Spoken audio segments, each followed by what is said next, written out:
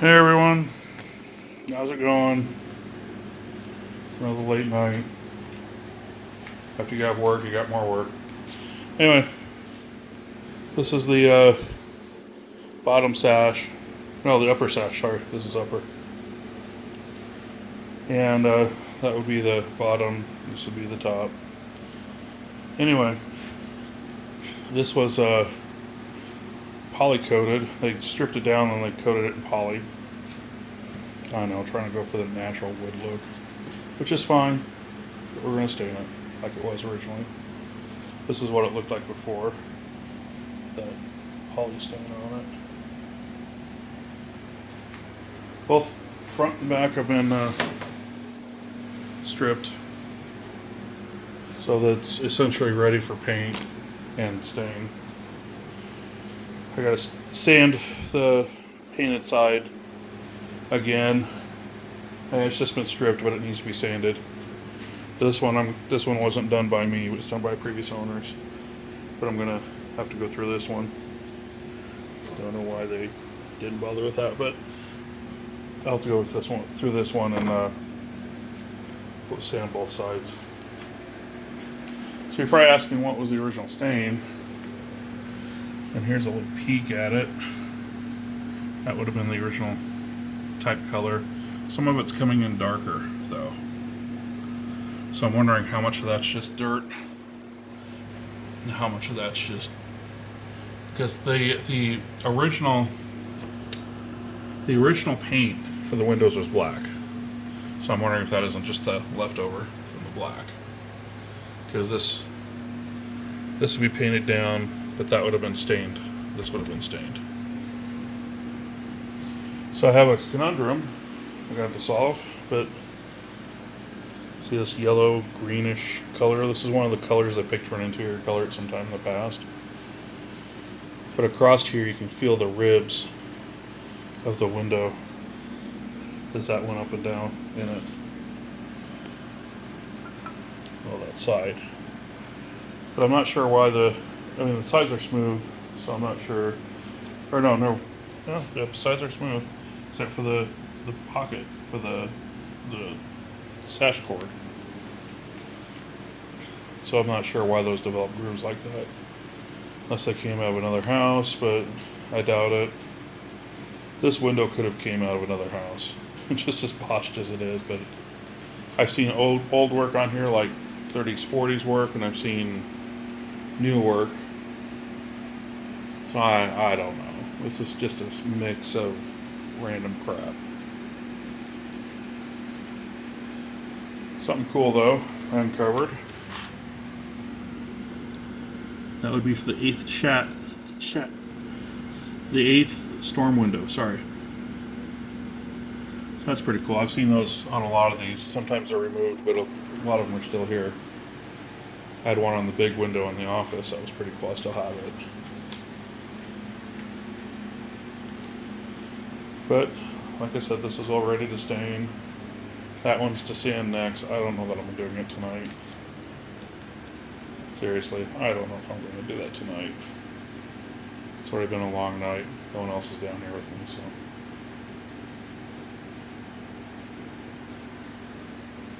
Anyway, 120 sandpaper takes that poly off pretty easily.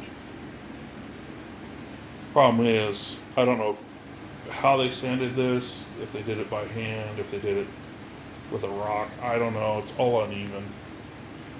So I have a sash that's higher on both sides. So it's like higher here, and like has an indent right there. Usually when you get these, the outside edge is lower because that's what's been riding on the window frame this entire time when wearing down. Usually this edge right here is really narrow. But I don't know why this is taller and this is taller, but the rest of it's small. Or it's not small, but lower. I don't know. And this one got a pretty good wing here.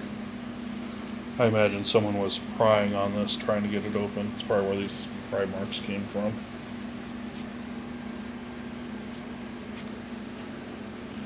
The other fun thing is, if you look over here, yes, I removed the 2x4s out of here. Whoever did that, don't do that.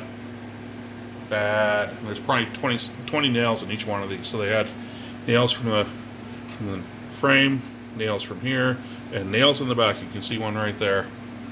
I'm like, what the hell? You know, and it's missing support down here. So there's like nothing there except for some stacked,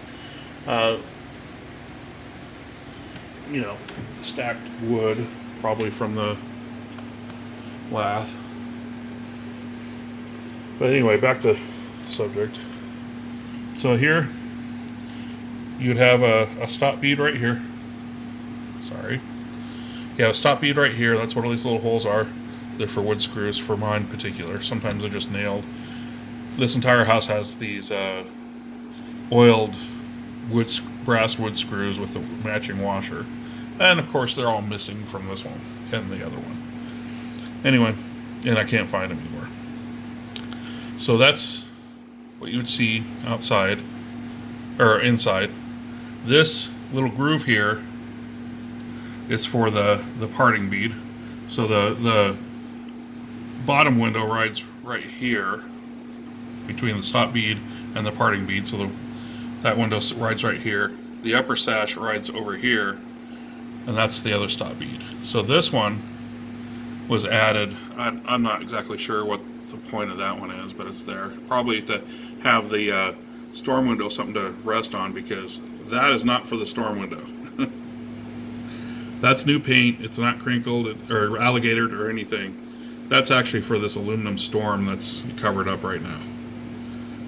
And they happen to drive 16 penny nails through that, so of course they're, you know, that long. And they were coming through. I think I cut most of them off. Here's one that was sticking out 3/4 of an inch into the bait, or into where the top sash slides. And there's a bunch of them like that. Like this one, they hammered down flat. That was nice of them. That's going to be fun to get out. And then up here, there was one that was through the one right there through the pulley. So I know they did a lot of this work on this window before they put the aluminum storms on. Because if the pulleys were there, that nail would have gotten there. It would have destroyed the pulley. That pulley on the end.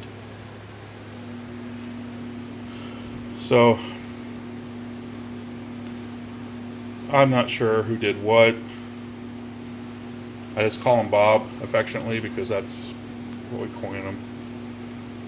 But yeah, it's bad. And also up there when they're nailing everything together, it was pushing this way and actually broke the connection up there from this top piece of wood to the side frame, like this one. So that one's loose. If you just put a window in there or whatever, it moves around quite a bit. So I gotta put a screw or something on the top of that, like I did the other one. Now I'll tighten that up. This is a full window makeover. That's what this is. It's a full window makeover from start to finish to make it from non-functional to functional and make it look good. But the good thing is you know, for stripping, I only have to strip this board and this board. Bad thing is these two are not level, so I have to use an inch putty knife and a heat gun to go all the way up. That's why it looks so spotty. And now I gotta finish it up. There's like a spot right here, just in a bad angle to do it. And then I got two more of them over here. See how they're all alligatored? Whenever you have alligator paint, you need to strip it.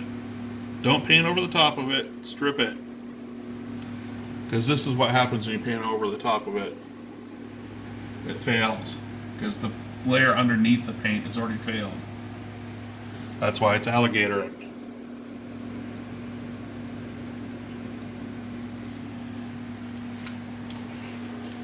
Anyway, so when you paint these, this bottom part, of course, this is where the internal sash is. This bottom part gets painted.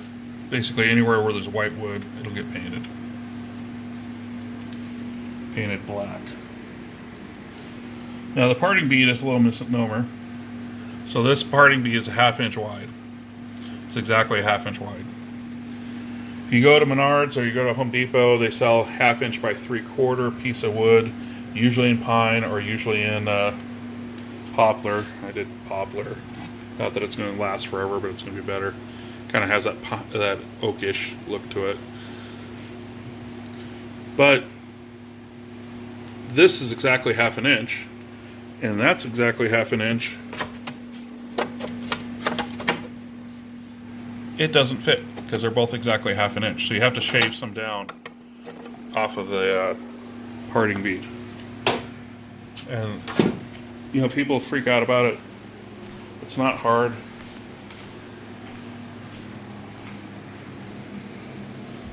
All it requires is one of these planes.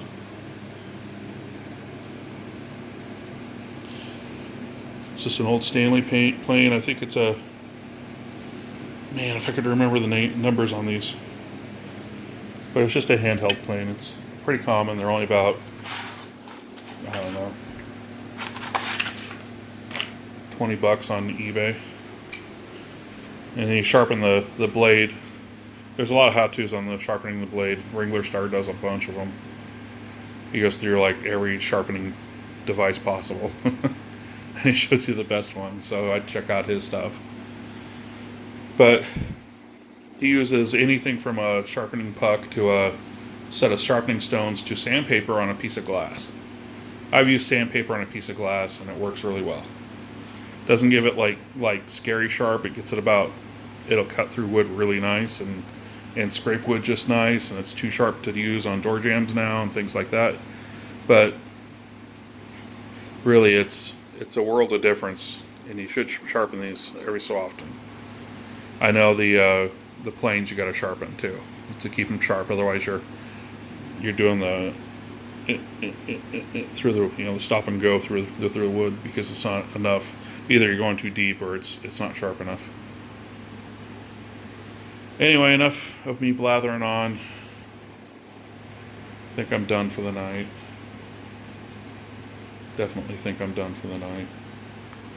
Wife's in bed, so I gotta confer with her how we want to color this. If we want to go with a darker stain, or if we want to go with this closer to this stain, or that stain, or that stain. This is a different stain than that. They look the same, but they're different. And it all matches pretty good, so I'm thinking probably that stain. Or we found one that matches this dang near perfect. Like right there. This is without any clear coat or anything on it. That's been shellacked. So when it's shellacked, it'll shine up. But look at that, color's dead on to those, pretty much. Anyway, I'll talk to you guys later. Rate, comment, subscribe. Thanks for watching.